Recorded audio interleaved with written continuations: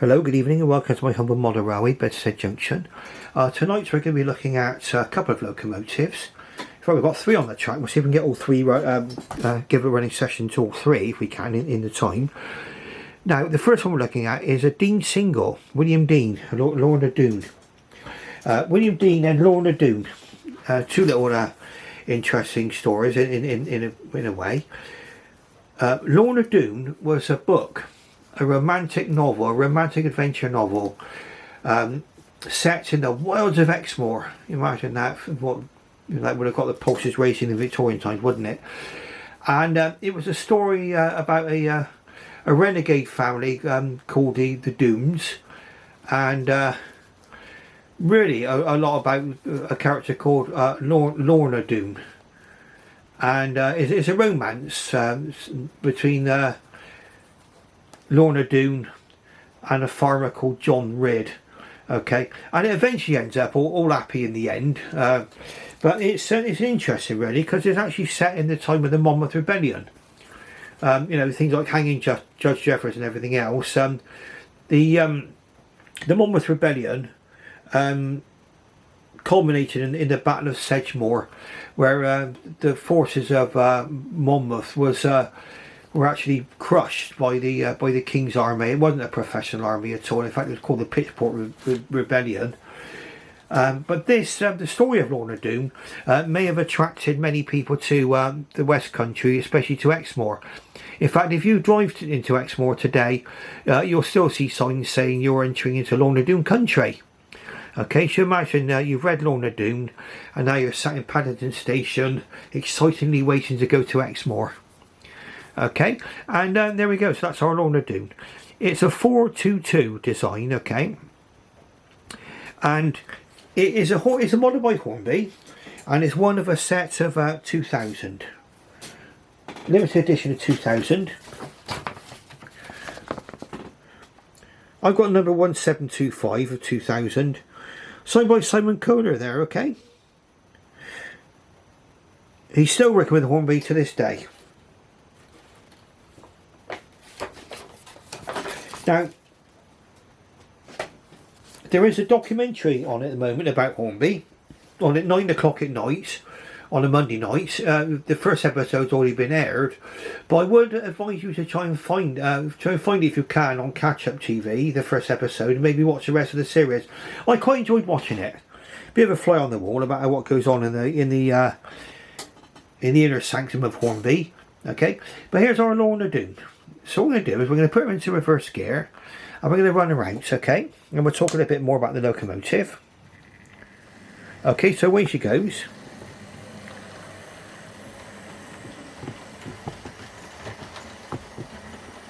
Now this particular model hasn't got traction tyres on it, okay?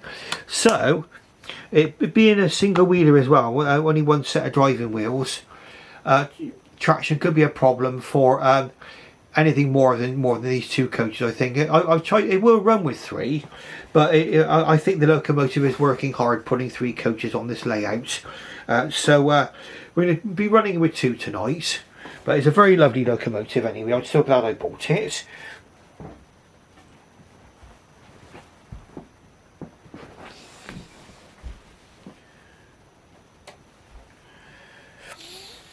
And really what we're going to be talking about in many ways is the transition between the Victorian times and Edwardian times. I mean, Queen Victoria, I think, passed away in 1901. It was also when William Deane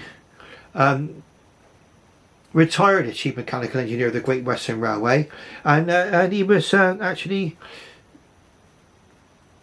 It was when George Jackson Churchward became Chief Mechanical Engineer of the GWR. So a lot of history you get around these different locomotives.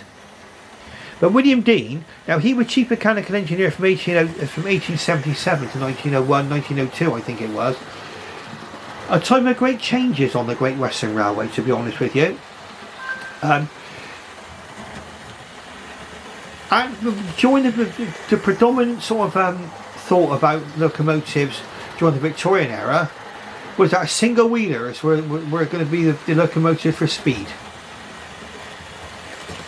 and that perhaps coupled locomotives will be used more for freight where traction was more of a requirement. But of course, as trains got heavier and heavier and heavier, that was when you started to need trains with more driving wheels. Okay, now these were built quite late really in Victorian times. They were built from 1891 to 1899, and I think the last one was actually withdrawn in 1916, so they're a very, very short time on our rails. And really it's because they were the very, very last of the Doone single wheel of the single wheeler design.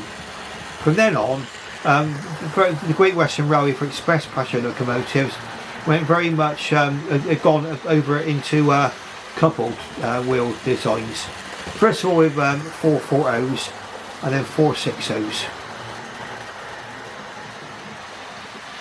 But this really is what you're watching now go around the track is just Victorian elegance, in my opinion.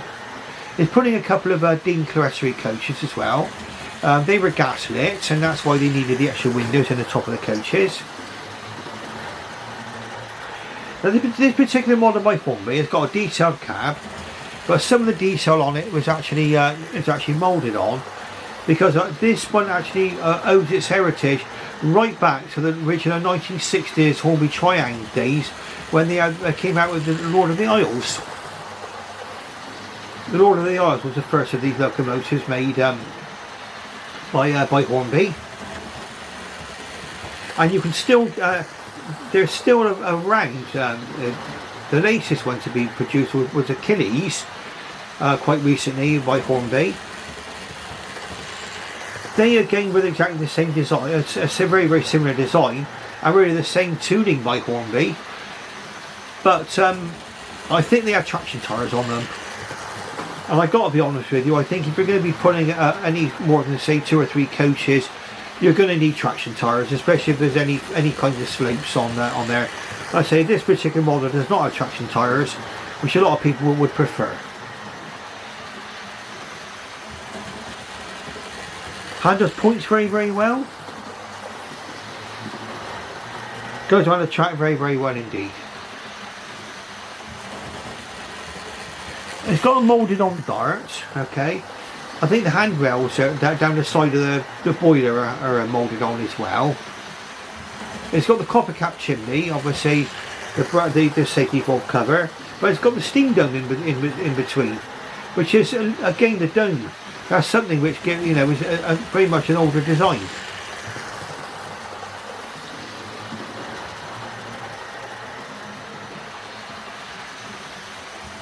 And you can imagine, like I say, this particular locomotive whizzing its way from Paddington to the West Country. Perhaps they may change trains to go down the Minehead branch to Minehead, where you actually start to really get toward Lorna Doone country. Then you're not very far away from Porlock, where Lorna Doone was actually set. The church where Lorna Doone was shot, but survived, to go on to marry John Ridd. He's all there. He's all there, even though it's a novel.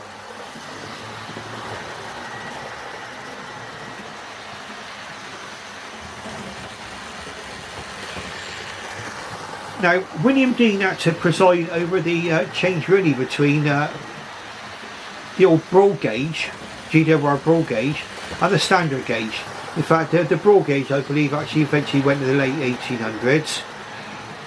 And the reason for that had to be, of course, you couldn't run a country on 2 gauges, because you would cause problems everywhere that the 2 gauges met. And the narrow gauge, the standard gauge that we got today, was more predominant in the rest of the country. You could not expect the rest of the country to actually widen all their entire infrastructure to accommodate the broad gauge. So unfortunately, even if it was superior as Brunel thought, I don't think you would have ever got the entire country converted to broad gauge.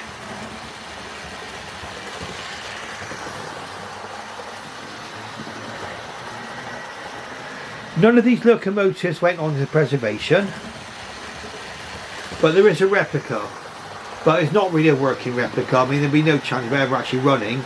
I think the wheels are mock-up, everything on it's a mock-up really, so really at the moment there are no working Deane singles. We don't know. I mean, certain preservation societies have been coming out with various rebuilds these days. I mean, Tornado obviously was built from scratch. There's a Saint class just come out, but that used obviously a lot of standard GWR parts. That's the Lady of Legend. So maybe there's still hope that one of these elegant locomotives may be gracing our tracks once more. Okay, so we're going to pull her in now into the station. And perhaps we can imagine we're pulling into a country somewhere in the West Country, close to the wilds of Exmoor, and our intrepid passengers are going to go off in search of go on their own Lorna Doone adventure. Okay, so here we go then. We'll just pull her in, and then we'll move on to our second locomotive of the night.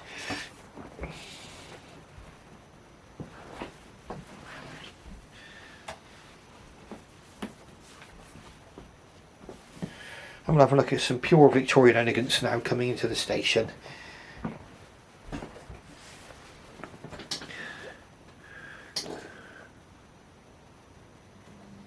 There we are, she's pulling away, she's handling the two coaches lovely. So I think if she had traction tyres, she'd pull almost anything. There we go. Let's zoom in, shall we, have a proper look at her. Lorna Doone, Great Western. Absolutely gorgeous. Okay, now I'm going to move on to our next locomotive now. Once we've had a quick change of points, I'm going to zoom out just a little bit as well. Look across to there. There it is. It's over in the goods shed over there, just beyond the goods shed. With our goods train waiting to get the whistle. And there's another William Deane design. There's a Deane Goods. You would have seen a review of this quite recently by me, but I wanted to feature it again.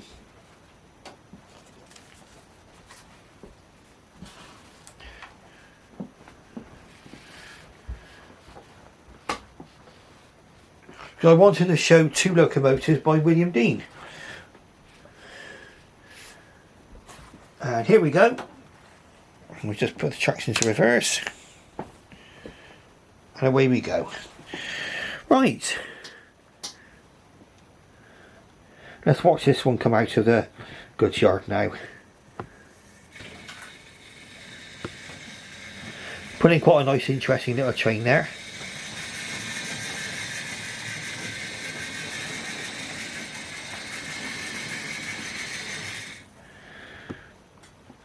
Now you probably might gather this is not the Oxford Rail one, okay, it's a Hornby one. Okay, now Hornby's locomotive, I think is from 2001, this locomotive, the actual model, okay, not the actual real locomotive.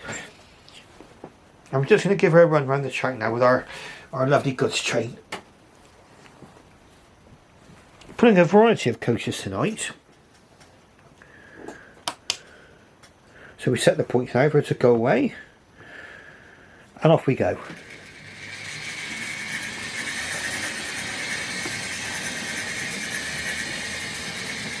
Now,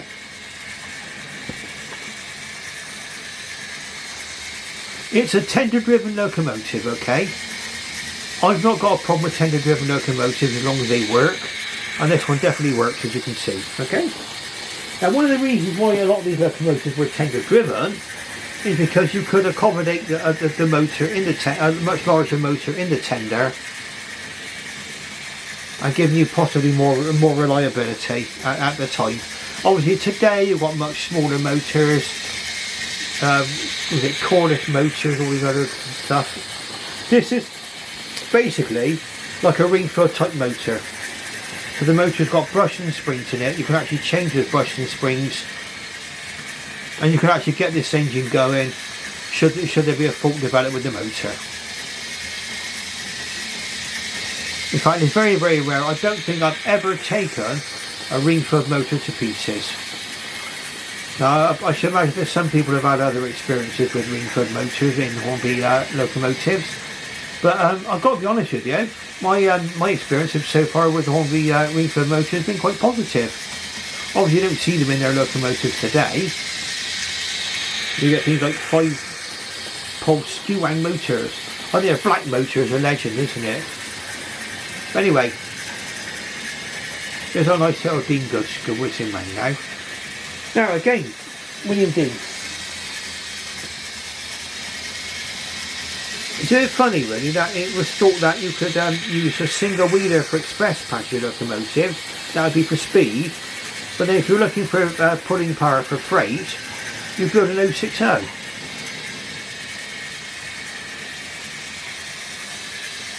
There were 260 of these built, and to show how useful they were, I mean they were built between they were built in the late 1800s again. I think it was built between he was chief mechanic engineer from 1877 to 1902, William Dean. 260 and 54 survived into British Rail Service. They saw action in 2 World Wars. They were requisitioned by the War Department. As a matter of fact, it was intended for them to be retired quite some time previously, but they were actually pulled out of retirement twice for the War Department to use for military purposes. Now you see this one, this is BR Black. Now the way this Hornby, what I like about this Hornby version is a nice line design. I did a full review on this one a couple of days ago, so you'll see that it's got the lovely lining on it. It's got a mixture of white and red lining. You've got the early BR crest on it. It's not got a decorated cab, the same as the Oxford Rail version, but bear in mind this is a 20-year-old locomotive and it's actually working. No matter of fact, the same can be said very much for Lorna Doone too. I think Lorna Doone is from the mid-2000s. I think it's 2007 Lorna Doone. Not that'd make it 14 years old, wouldn't it? I think it's about that age. Now it's putting my a nice mixture of wagons tonight. It's putting my ever-present Watney's Beer wagon by Lima, Aurora Daylight's oil wagon, which is the from Dapple. Then he's putting a Bachmann China Clay wagon, a Hornby KP Nuts wagon, and then a Lima NCB coal wagon, and it's followed by the brake van by Bachmann. So it's quite a variety of manufacturers you can see going around on the rails tonight.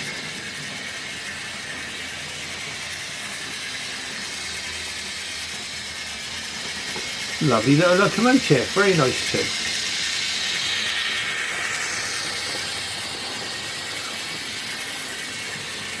Now the question you need to ask yourself is this. I mean obviously this locomotive is 20 years old, and everybody talks about, you know, isn't stuff so much better these days? Will your locomotive be running in 20 years time?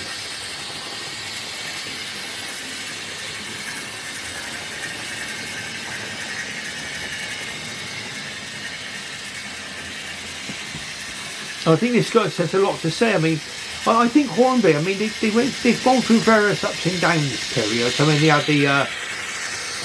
the design clever, I think it was, which a lot of people are criticising heavily for, because they were putting less detail and less separately fitted parts on their locomotives. But I would have liked to have been a fly on the wall, you know, when they took certain design decisions with Hornby. I mean, sometimes it was with cost. I think sometimes maybe they didn't want to have a load of separately fitted parts on their locomotive that might break off and be a danger to children. I mean, on the boxes on a Hornby locomotive years ago, it used to be said they were suitable for anybody 3 years of age plus. I think now they're sort of saying, oh, there's for adult collectors only, and don't touch it for under 14 or something. Exactly, you know, it says that on a lot of instruction booklets these days.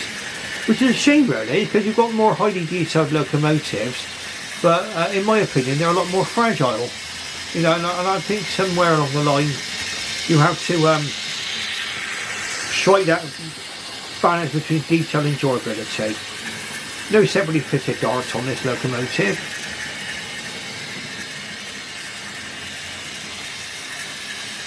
But then again, that's one less part to drop off, isn't it?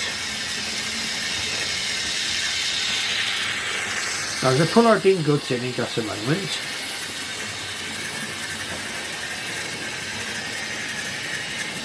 The last of these were withdrawn in the mid-1950s, I think it was 1956. And only one remains in preservation, but it's not in working condition. I think it's at the still at the Railway Museum at Swindon. I'm going to pull the tripod across because we're going to see this one hopefully pull into the station without derailing. Okay, and these points over here have been troublesome lately. Okay, and they're probably due for replacements, but we shall see.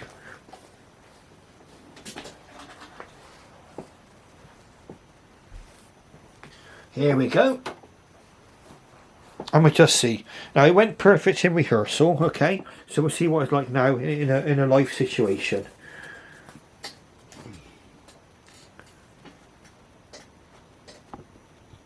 Over to there by the good shed. And take a deep breath.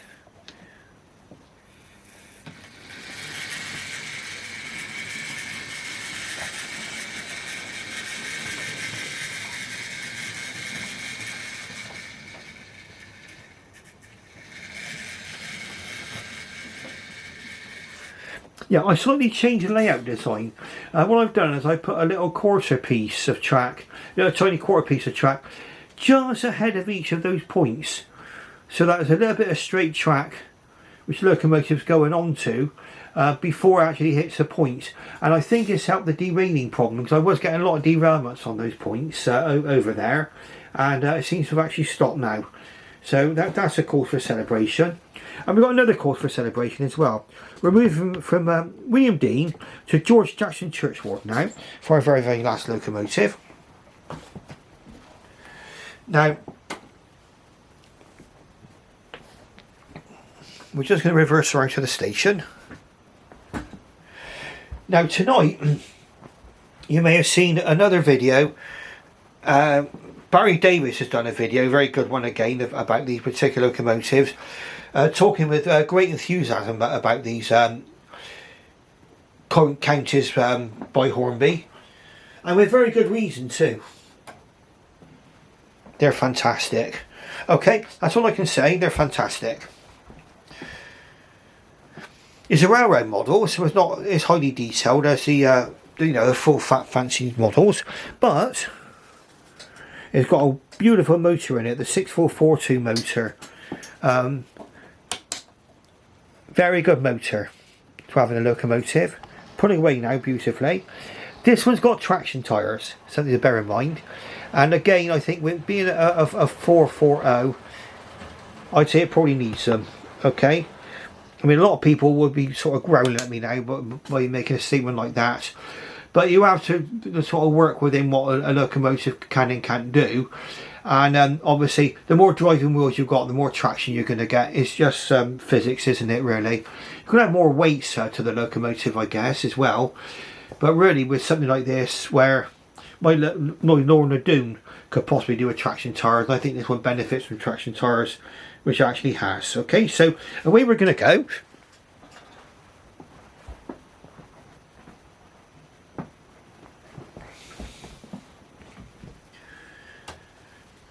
And this locomotive was featured, you saw before, in my Hornby motor rant. Okay, now a little bit unjustified, but justified in some ways, unjustified in others. Now, without going over the details too much, this locomotive had a bit of a problem. Okay, and some of it was self-inflicted. I had a derailment on that point over there, which I talked about a minute ago, which you just saw the Deane goods go over quite well. And since I've changed the track design, I appear to have alleviated that problem greatly. But this locomotive derailed on that point and it stopped working. It just would not go. Okay. Now, I thought it might be the motor, and again, you know, again it was a source of head scratching and everything else. Took it apart. I even ordered a motor because I guess it would be the motor. It was not. No, it's not the 6442 motor by Hornby. And in fact, Barry Davis will vouch for this. They're excellent motors, good pullers. It was something, I don't know what. In the end, I ran a jumper wire from the back wheel when it was on the track to the motor, and it just sprang into life, and it's been going ever since without the jumper wire. So I just don't know. I mean, whether or not it was like somebody said, maybe the current jolted into life, I don't know. But it's back working again and running perfectly well. So I mean, these are very durable locomotives, if anything. Very pleased to see it running. Well, I got it out again tonight. I just give me a nice feeling to see it go around the track once more. Like I say, the Hornby Railroad, okay. George Jackson Churchward. Why did he build these locomotives, you might ask? Well, it was for more lightly laid lines where 460s weren't allowed to run. So he made these 440s, but he basically made them out of a Saint. So basically you've got all the front end of a Saint thrashing around there, all being absorbed by 2 driving wheels instead of 4. And also, the driving wheels had a very, very short wheelbase. Now, they did get a reputation for being rough riders in actual service, but they were very effective locomotives, very capable. And in fact, they could take over a lot of the time where 460s, maybe a 460 had failed, and they did pull expresses and keep up good times as well. Very, very effective locomotives. We're drawn in the mid 1930s, but I don't think that was because the locomotives were not any good. It was because obviously there was a change of chief mechanical engineer. Churchward retired in 1922, and he was succeeded by Charles Benjamin Collett, and it was decided by then that the 460 was going to be the locomotive for the Great Western Railway. I mean, I think they did a big 280 for freight. I mean, obviously with 8 covered wheels for freight, but for the express passenger locomotives, it was going to be a 460, or even for their mixed traffics. Churchward did come out with two 260s, but again, really underlines it. 6 driving wheels was the way that the Great Western Railway decided to go in the end. And none of these counties were preserved. I mean, obviously back in the 1930s, I don't suppose they thought about preservation as much as they did when the end of steam came around and there was an onrush towards preservation. Now, would I recommend one of these models to you? Yes, it's a railroad version, so bear in mind there's not quite so much detail on there. The dart is moulded onto the smoke box, but that's a plus point in the way because it can't break off. Okay, you've got to look for plus points and everything. Is my glass empty or is it half full? My glass is always half full nowadays. And also, the cab is not going to be a decorated cab. I mean, for the price they were charging for these, you wouldn't expect to get those kind of features. We'll move over now and have a look at the cab. I think we can zoom in a little bit there. We've got slightly better lighting here as well now. You can see I've added a loco crew there. There's a driver and a fireman there. And not everybody likes that on their locomotives, I know. But for me, if you think about it, you know, there's no colour in that cab. It's just a black, basically a black void, really. It's got detail in there. If you had a loco crew, that does give it a little bit of extra realism. Okay. Now, what I'm going to do is I'm going to break off now. If you like what you see, press like, subscribe. Okay. And ring that bell to see more videos of my locomotives. And I should bid you, in the moment I say thank you very much, thank you for your interest. I shall bid you farewell, and I'll bid you good nights, okay? And thank you very much.